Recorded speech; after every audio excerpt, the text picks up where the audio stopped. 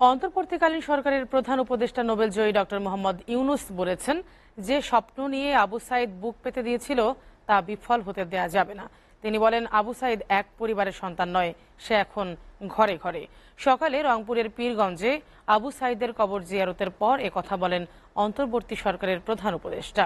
বেগম রোকেয়া বিশ্ববিদ্যালয়ের শিক্ষার্থীদের উদ্দেশ্যে ডক্টর ইউনূস বলেন, শুধু বাংলাদেশ না, ছাত্ররা গোটা দুনিয়া পাল্টে ফেলতে পারবে। এসকে সৌরভের প্রতিবেদন।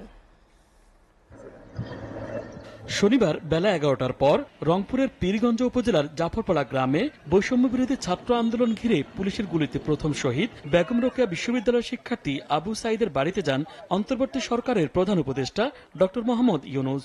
সঙ্গে ছিলেন উপদেষ্টা ও বৈষম্য বিরোধী ছাত্র আন্দোলনের দুজন সমন্বয়ক নাহিদ ইসলাম ও আসিফ মাহমুদ সজীব ভূঁইয়া। আবু সাইদের কবর জিয়ারত ও মাগফিরাত কামনা করে দোয়া ও মুনাজাত করেন প্রধান উপদেষ্টা। পরে সাংবাদিকদের তিনি বলেন, আবু সাইদ মহাকাব্যের নায়ক, জাতি ধর্ম নির্বিশেষে সকলেরই সন্তান আবু সাইদ। শুধু এখানে পীরগঞ্জের বিষয় না, এটা বাংলাদেশের বিষয় না, সারা দুনিয়ার বিষয়।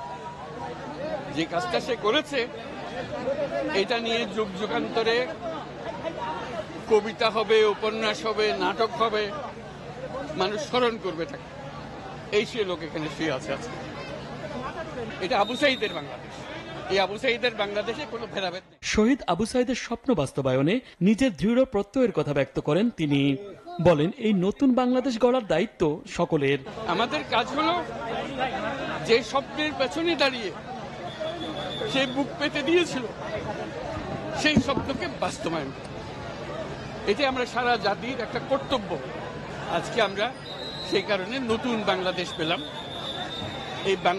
এই নতুন বাংলাদেশ গড়ার দায়িত্ব এখন আমাদের। তার কথা স্মরণ হবে এই কাজটা করার মতো। এই আবু সাইদ এখন এক পরিবারের সন্তান না, বাংলাদেশের যত পরিবার আছে তাদেরই সন্তান।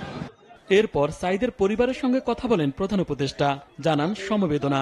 ডক্টর ইউনূসকে কাছে পেয়ে কান্নায় ভেঙে পড়েন আবু সাইদের বাবা।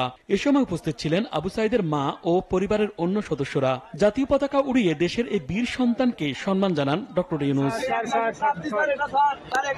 পরে পীরগঞ্জ থেকে সড়ক পথে কোটা সংস্কার আন্দোলনে আহতদের দেখতে রংপুর মেডিকেল কলেজ হাসপাতালে যান প্রধান উপদেষ্টা। সেখানে তাদের চিকিৎসার খোঁজ খবর নেন তিনি। যে কোনো কাজ করতে গেলে একটা স্বপ্ন লাগে। সেখান থেকে যান বেগম রোকেয়া বিশ্ববিদ্যালয়ে। প্রশাসনিক ভবনে আয়োজিত মতবিনিময় সভায় যোগ দেন তিনি।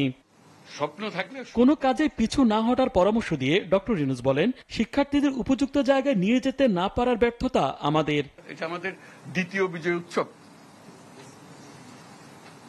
এই বিজয় উৎসবটা যেন আমরা আমাদের হাত থেকে ফসকে না, এবং এটা তোমরা পারবা। যে কোনো কাজ করতে গেলে একটা স্বপ্ন লাগে। স্বপ্ন না হলে কাজ হয়, উলট পালট কাজ হয়। স্বপ্ন থাকলে স্বপ্নের পেছনে ঝাঁপিয়ে পড়তে হয়। দেখলে হয়ে গেছে। গত 16 জুলাই কোটা সংস্কার আন্দোলন চলাকালে বেগম রোকেয়া বিশ্ববিদ্যালয় সংলগ্ন পার্ক মোড়ে পুলিশের গুলিতে নিহত হন বেগম রোকেয়া বিশ্ববিদ্যালয়ের ইংরেজি বিভাগের 12তম ব্যাচের শিক্ষার্থী আবু সাইদ। SK Sourav, SATV, Dhaka.